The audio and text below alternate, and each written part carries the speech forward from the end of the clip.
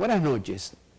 Personalmente, qué interesante tener con nosotros en el programa como invitado al doctor Rafael Sánchez Cárdenas, quien es el ministro de Salud Pública. Hoy vamos a conversar mucho de salud y de las cosas que tiene en proyecto el Ministerio de Salud Pública.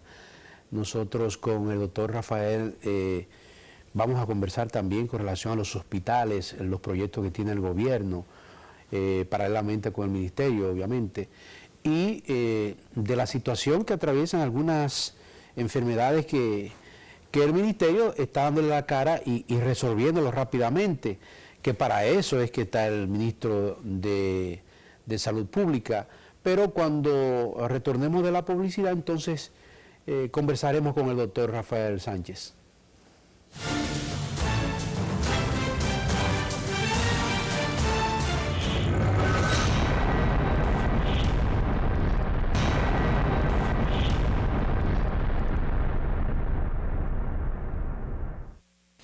Esta noche con nosotros el ministro de Salud Pública, el doctor Rafael Sánchez.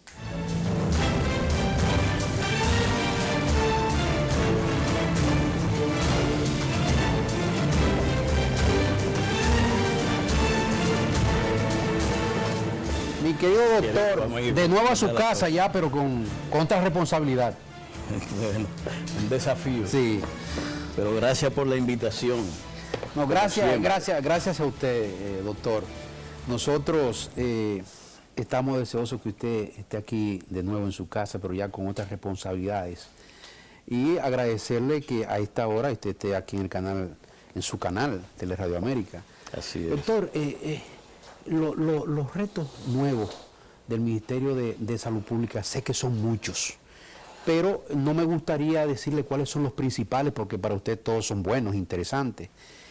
¿Cuáles los tres retos principales del Ministerio, doctor?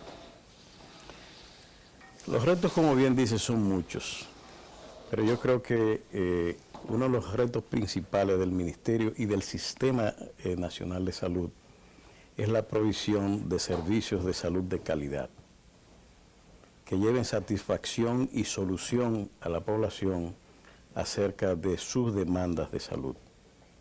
Ese es el principal reto que tiene todo el sistema, no es únicamente del Ministerio, sino del Servicio Nacional de Salud, de los organismos que intervienen en ella, como agua, medicamentos, la Superintendencia de Salud, SENASA, es decir, todo el cuerpo envuelto en esto y los sistemas privados también. Estamos obligados a mejorar la calidad de prestación de los servicios. De manera que este país finalmente se sienta complacido con su sistema de salud. Eso por un lado. En segundo lugar, yo creo que en vista en esa dirección, el Ministerio está obligado a impulsar un sistema de planificación estratégica diferente, acomodada al nuevo, digamos, la nueva situación de salud nacional, con un cuadro epidemiológico basado en enfermedades crónicas, lo que significa que el costo de prestación de los servicios de salud ahora son mucho más caros. En el cuadro epidemiológico anterior, donde predominaban las diarreas, cuando usted nació, usted recordará la prevalencia de enfermedades gripales, respiratorias, diarreas y cosas por el estilo. Y teníamos cuadros incluso de desnutrición en el país. Aquellos niños panzones de la desnutrición que han desaparecido por suerte para el país, ya no están. Entonces, pero sí estamos viendo muchos gorditos, porque hay un acceso mayor a la alimentación y consumo de proteínas y calorías mucho mayor que la que entonces existía. Tenemos un cambio digamos, en lo que son los condicionantes de la salud, cada vez más acendrado. El sedentarismo cada vez más se va instalando en el país. el consumo o digamos la malnutrición está conduciendo a que la obesidad cada vez sea mayor en el país. Un porcentaje muy alto, doctor. Cada vez más alto. Habla bien de que estamos teniendo un consumo calórico mucho mayor, pero simultáneamente esto es un condicionante para las enfermedades crónicas. Le hace diabetes, hipertensión, accidentes cerebrovasculares, cánceres, es decir, y esas son enfermedades de alto costo y de gran impacto en las familias. Esas enfermedades catastróficas, doctor, ¿el ministerio tiene algún presupuesto aparte? Sabemos que el presupuesto del ministerio del presidente hizo todos los esfuerzos para incrementarlo un poquitito, pero ¿usted tiene algunos chelitos ahí aparte, doctor, para esas cosas? Bueno, lo que se llama enfermedades catastróficas, el presidente creó un programa que hoy se llama de alto costo, que empezó con 500 millones hace unos años, como usted recordará, y que motivado, yo diría, esa sensibilidad especial que tiene Danilo Medina en atender a las familias que se ven afectadas por un cáncer, por una enfermedad crónica renal que cada vez son mayores, por una diabetes que implican altos costos, a tal punto que un cáncer quiebra a una familia. Así es. Entonces, ante eso, el presidente reacciona y crea un programa especial de este tipo con 500 millones. Ya hoy eso hace mucho tiempo que pasó y estamos sobre los 2.000 millones de pesos en este tipo de programa. Y esto porque el plan básico de salud no cubre eso.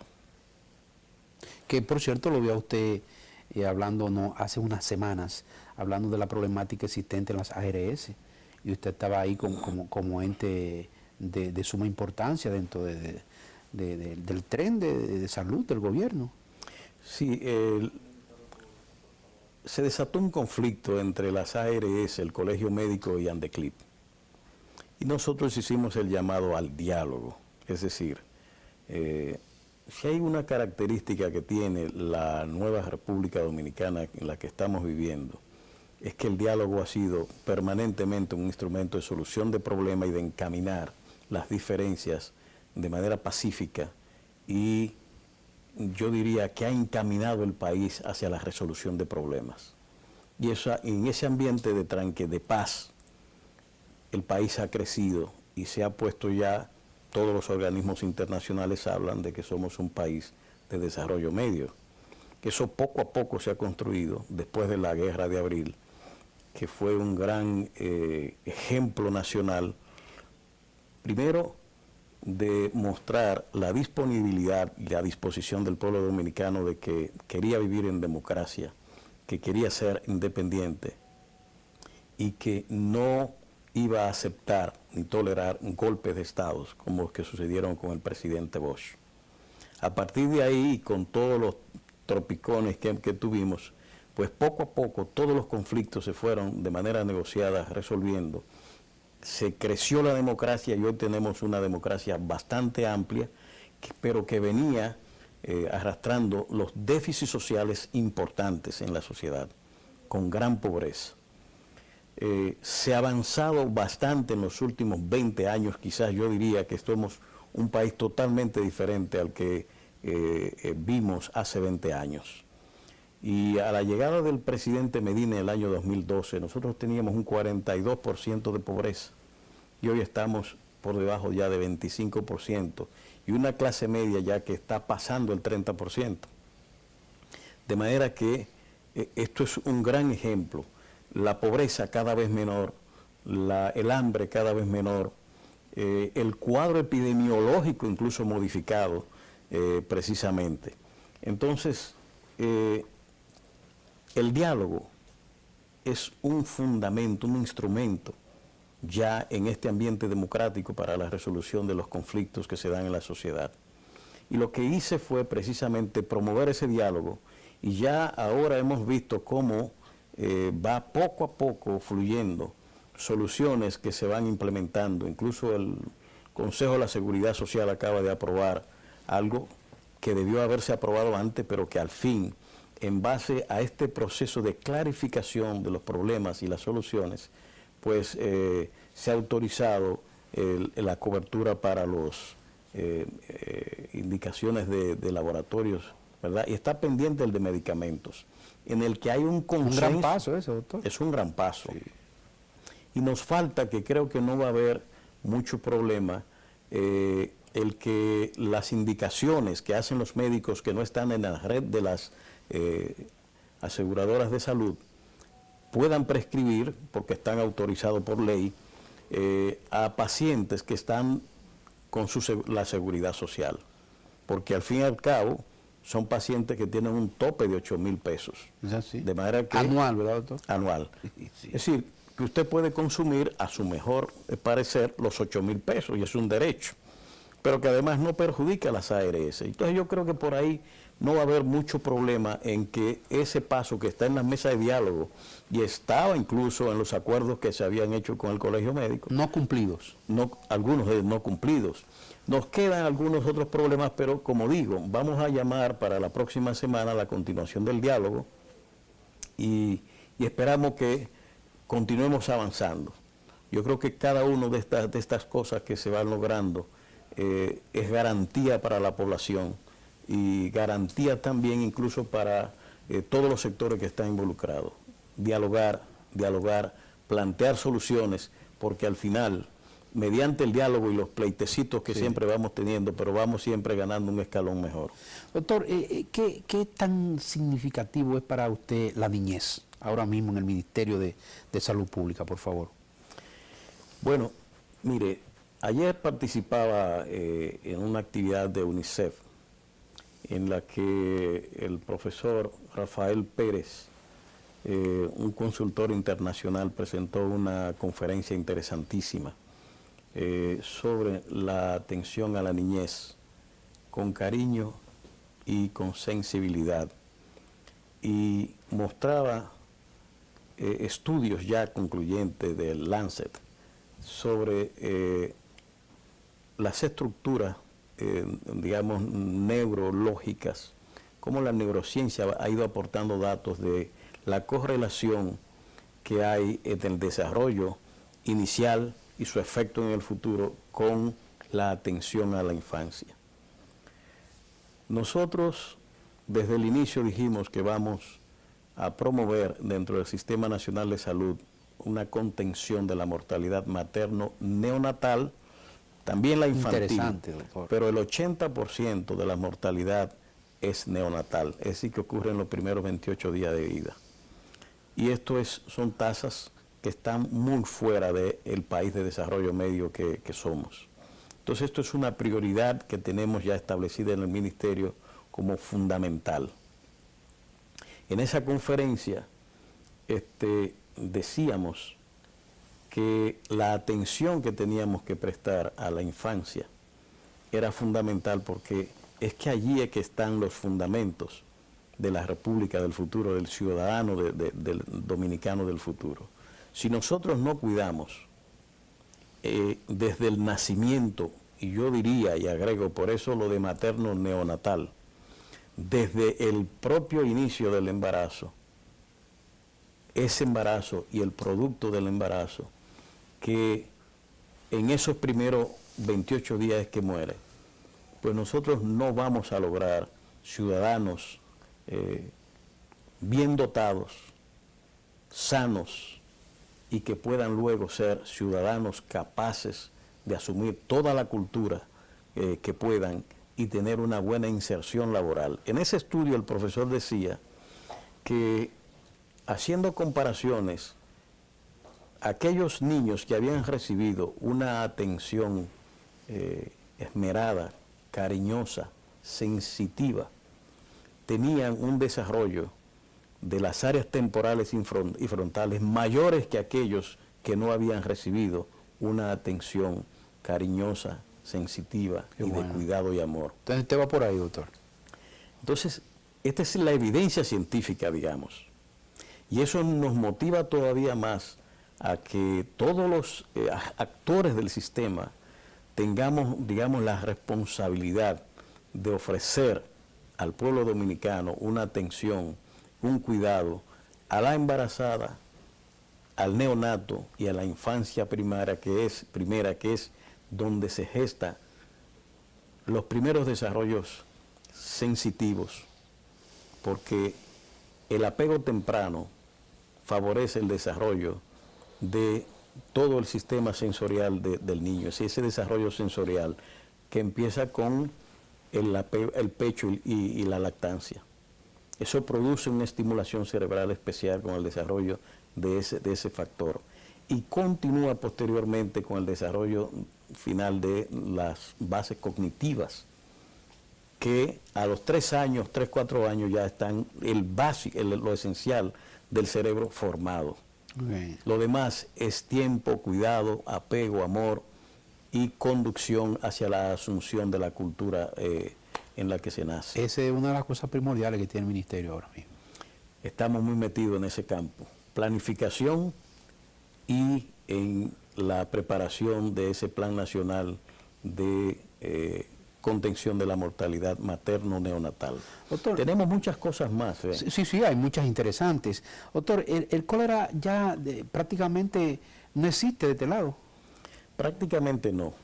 Nosotros tuvimos el último brote en Jimaní, sí. En la Descubierta, exactamente, en la montaña de la Descubierta, donde en Pinos del Edén, ahí tuvimos un brote y algunas comunidades que ahí, aunque están de este lado, son ciudadanos haitianos que viven, como los mamuses, por ejemplo.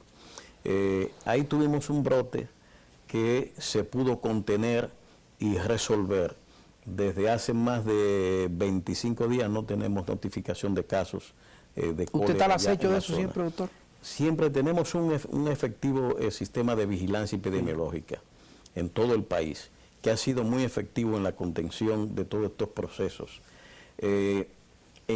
Durante ese proceso identificamos incluso la fuente en la zona de Haití, en una comunidad llamada Conilón. En esa ciudad haitiana está el brote que se trasladó a Santo Domingo. Es tiempo de cosecha, hace un mes, y los haitianos vienen a participar en la cosecha, de recoger habichuelas y otras cosas ahí, y por esa vía se produjo el traslado a República Dominicana y el brote en los primeros casos, con la contaminación de una noria, por ejemplo, en Pinos del Edén, y algunos acuíferos que hay ahí. Pero básicamente la transmisión de los haitianos que estaban viniendo. Doctor, lo vi a usted peleando ahí con el asunto de la malaria y esas cosas, fajado, díganos de esa situación. Estuvimos en la ciénaga de los Alcarrizos, que ha sido siempre tradicionalmente una fuente de malaria. ¿Por qué precisamente ahí, doctor? Porque es una ciénaga.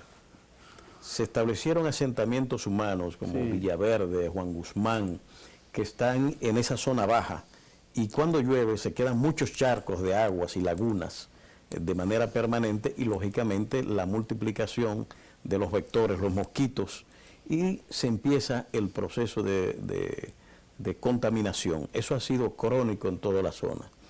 De todas maneras, el proceso de control de la malaria en el país es cada vez más efectivo.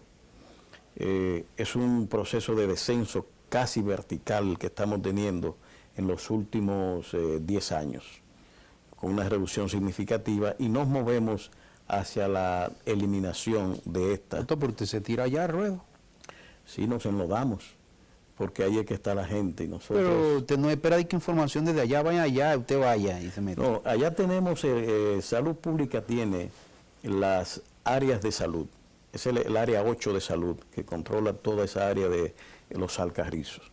Y entonces ahí hay epidemiólogos, promotores, hay todo un equipo que está bajo control, digamos, de ahí, que participa en la vigilancia y acompaña al Servicio Nacional de Salud y los hospitales de la zona, en la rectoría de la salud.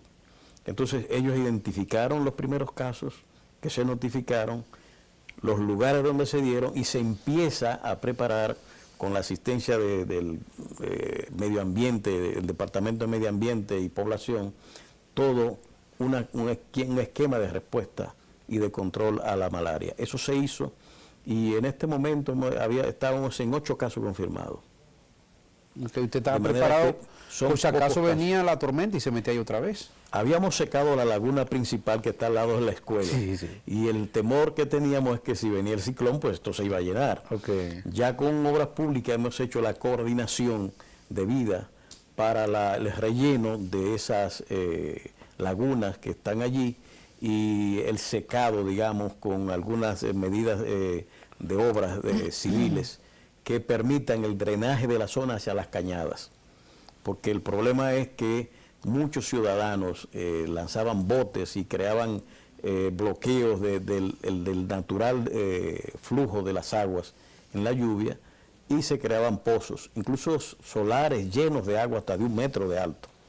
Y las crianzas de mosquitos pues facilitaban el proceso de difusión. Vamos entonces en la dirección de controlar definitivamente. Hemos distribuido... ¿No se puede erradicar eso, doctor? La estrategia mundial es de la erradicación en las Américas. Eso es lo que está planteado. Usted sabrá que el diferente desarrollo de los esquemas sanitarios de Haití y República Dominicana con una prevalencia muy alta allá, siempre será una amenaza, pero hasta ahora nosotros vamos bien. El año pasado tuvimos 294 casos solamente. Y vamos en una tendencia a terminar este año en menos casos que los del año y cada vez más bajo el número de casos que vamos teniendo. Doctor, ¿usted nos permite irnos a una pausa? ¿Cómo no? Por favor.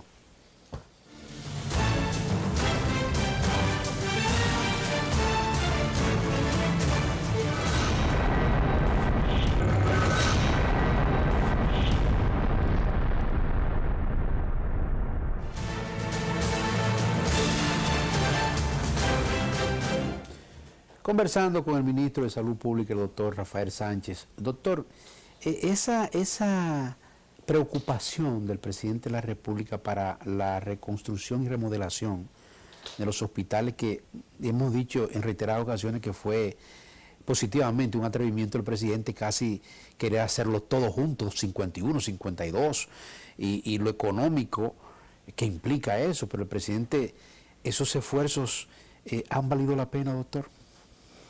Yo creo que sí. Mire, si hay algo que se puede afirmar categóricamente es que todo el conjunto de políticas sociales que el presidente ha llevado y desatado reflejan una auténtica sensibilidad por lo que encontró. Es decir, la deuda social de aquí es tan grande. Y que yo recuerde, aquí no hay un presidente que haya puesto tanto empeño en trasladar tantos recursos que lleguen abajo, porque los hospitales públicos son las clínicas de los pobres. Las visitas sorpresas es la asistencia a los pobres del campo y de las pequeñas empresas.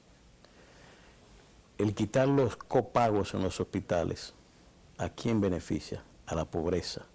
El apoyo a las pymes y mis pymes, los pequeños préstamos y financiamientos que se han instalado como nunca antes en esta historia nacional. ¿A quién es que está beneficiando? Los programas de alto costo que se están desarrollando aquí en este país, ¿a quién es que está tocando? Sobre todo los desvalidos. Las inversiones y mejoras de vivienda que se están haciendo en este país, el financiamiento a los campesinos que se está dando, promoviendo cooperativa, asociación entre los pequeños productores, ¿a quién es que está beneficiando? A quienes no tenían forma ni manera de acceder a nada. Los hospitales son el rescate de las instituciones para ofrecer servicios de salud de calidad. Ahora estamos teniendo hospitales que en cada pueblo donde se está inaugurando un hospital de estos, no hay clínica que compita con ellos. Que antes lo que tenían eran, como decían antes, almacenes de enfermos. Recuerdo que el presidente una vez visitó al Darío Contreras y no lo dejaron ni en el baño, porque él estaba sorprendido de eso. Totalmente. Entonces, pero cada vez es mayor. El propio Moscoso Puello, en las condiciones en que estaban, vaya ahora para que usted vea. Aquí hay una unidad de cuidados intensivos de esa categoría. ¿En qué clínica? No la hay. La cantidad de pacientes crónicos, renales, que están allí dializándose, los pobres de este país que se están dializando ahí, ¿cuándo lo habían tenido? Nunca. Sencillamente morían y eso no se tomaba en cuenta. Entonces, millones y millones de pesos están siendo invertidos en el remozamiento y modernización de los hospitales públicos. Y está pasando poco a poco, usted lo verá, como pasó en educación, que hasta los colegios privados tenían que buscar asociación con el sector público en vista de que de la mejoría de la oferta de servicios educativos que estaba haciendo el Estado. En salud está pasando igual. Cada vez más el ciudadano que va y se encuentra con esta calidad de hospitales va a acudir y está acudiendo a esos nuevos hospitales que se están inaugurando. Ese es el mocoso pollo, doctor, es una cosa... Así es. Son salas de cirugías modernísimas. Modernísimas. Mire eso. O sea, ¿cuándo aquí habíamos tenido hospitales, doctor, y de esas así condiciones? como se ve, está ya eso, doctor. Absolutamente. Absolutamente. Hay que ir y ver aquello. La ciudad de salud, profesor, doctor, ¿cómo va eso? Eso va avanzando. Los hospitales son hospitales del tercer nivel, de alta tecnología, y son hospitales de referencia y contrarreferencia. Yo diría, mire, mi preocupación mayor está en el desarrollo del primer nivel y sobre todo de la estrategia. No es que el presidente es muy ambicioso a eso, doctor. No, yo no creo que sea tan la ambición. Positivamente, es decir, doctor. El problema es, de manera pública, ¿cuánto vale si usted tiene que hacerse un cateterismo en una clínica privada? Le vale 300, 400 mil pesos. Eso es así. Entonces, ¿y los pobres dónde van a hallar ese dinero? En los hospitales que lo pueden ir a hacer. Tienen que ir a un hospital. Entonces, la parte pública ahora está precisamente poniendo al servicio de la población esos servicios costosos. ¿Qué es lo que sucede? Que uno de los grandes desafíos que tiene el sistema de salud es la atención primaria. Nosotros tenemos que ir a una atención primaria. El Colegio Médico está de acuerdo, Andeclip está de acuerdo, nosotros estamos de acuerdo y creo que todo aquel que tenga una sensibilidad mínima está de acuerdo. Eso en base al diálogo que usted dijo ahorita, ¿verdad? Y eso tiene que desarrollarse en base al diálogo. Ahora bien, siempre y en ese diálogo surge la pregunta, el tema, todos estamos de acuerdo, el problema es cómo se va a implementar.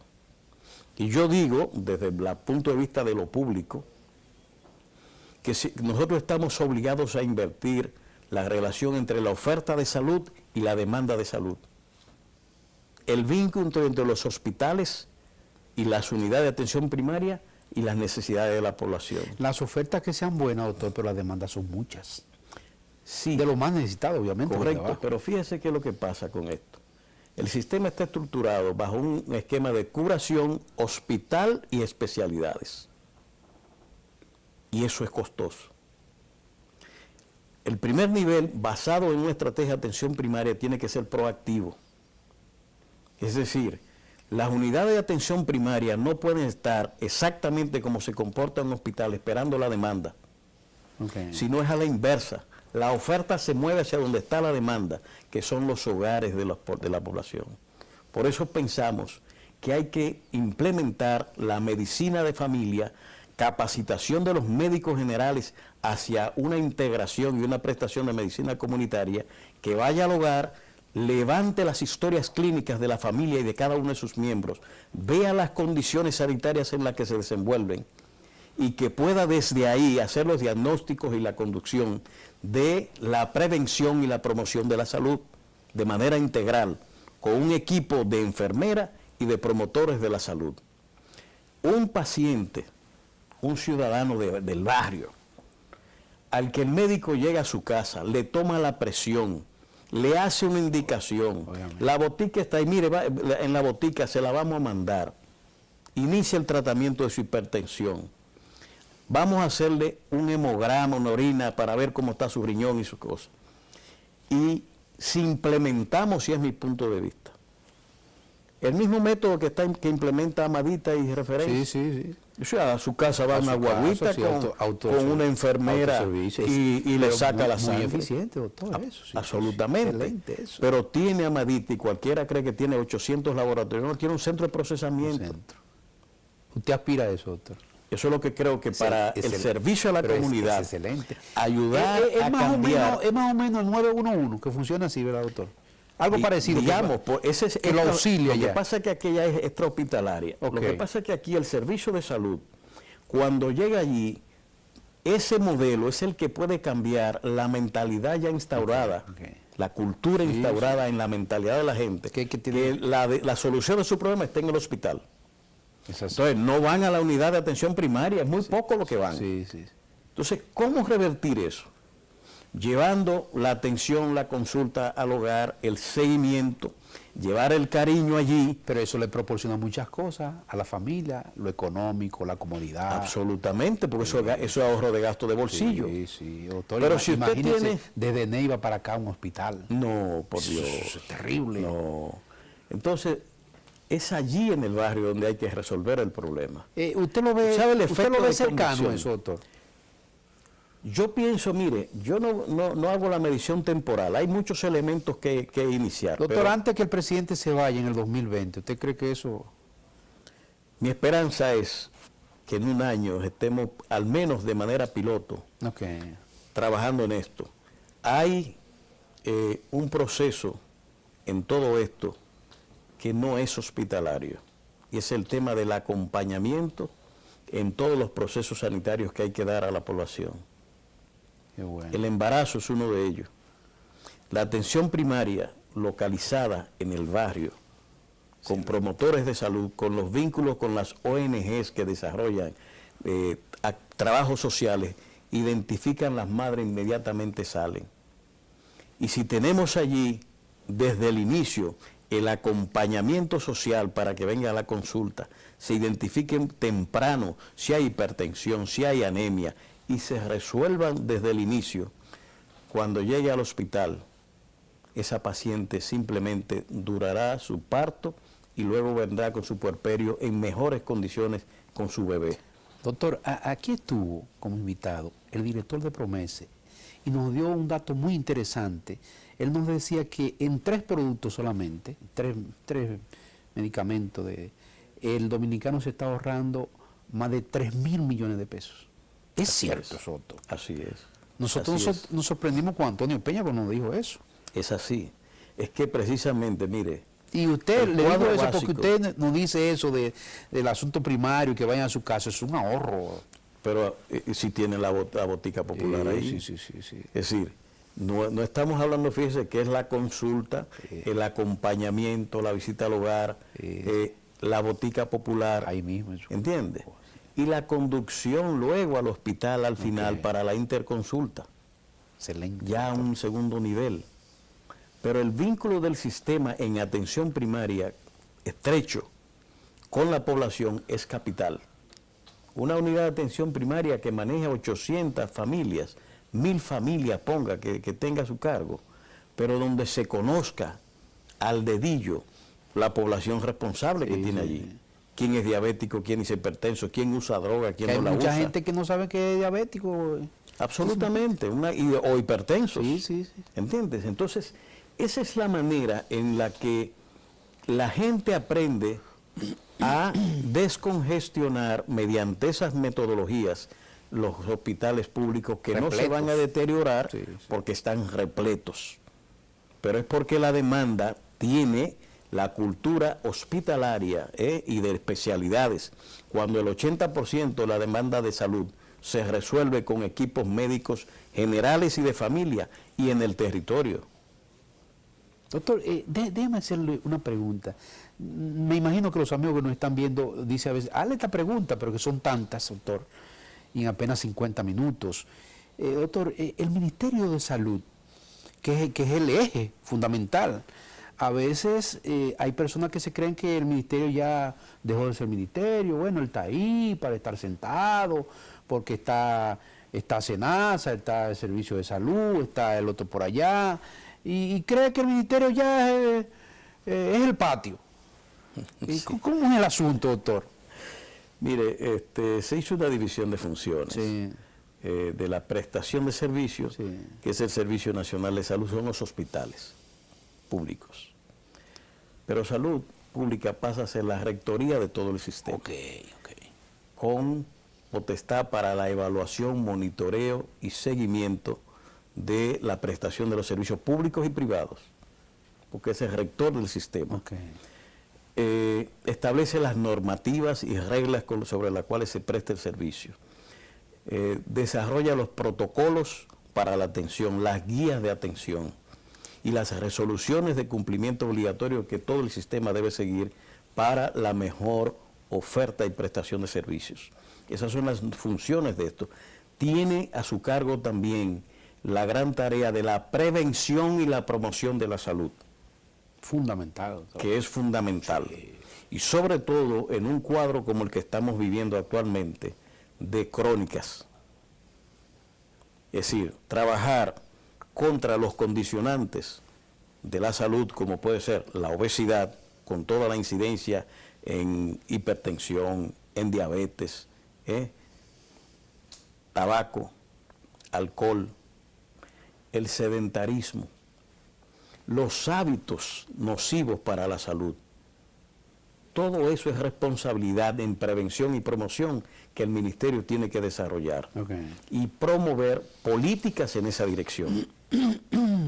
Esas son responsabilidades del ministerio, pero también el ministerio tiene la facultad de evaluar los servicios, todos, públicos y privados, todos, y marcar pautas para la mejor prestación de servicios y acompañar a los servicios públicos y privados hacia la mejoría de la prestación de los servicios. Qué bueno que usted nos dé esas explicaciones, porque habemos muchos que estamos equivocados. Salud pública, ¿qué? Bueno, hay un concepto que tiene que ver con lo que le decía anteriormente. Como la cultura es de hospitales, de especialistas y de curación, donde esté el hospital está la salud. Y resulta que ese es un concepto ya atrasado. Y el que debemos cambiar no es la curación, es la prevención y la promoción lo que tenemos que impulsar. Doctor, nos queda un minuto. ¿Usted no cree que la mayoría de la población a veces siente pena que en el 2020 ya el presidente no va a estar dando todas esas cosas más a la gente de abajo, doctor? Que ya en el 2020 ya... Mire, yo le puedo decir que en toda la historia nacional, los números hablan por sí solos. Pocas veces las políticas sociales que se han llevado en este país han tenido el toque tan profundo al alma nacional de los más desvalidos. Eso es algo que está ahí, ya historia nacional, y cada día más se profundiza en esa línea de comportamiento y de dirección humana del presidente hacia la atención de los más desvalidos.